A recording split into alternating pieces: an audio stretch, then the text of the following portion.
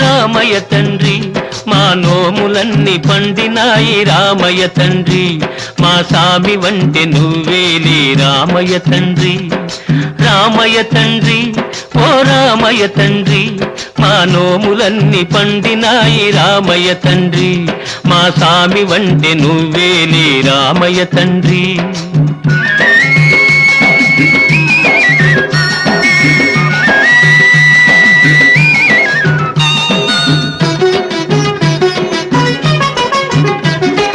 తాటకి నీ ఒక్కేటున కూల్చావంట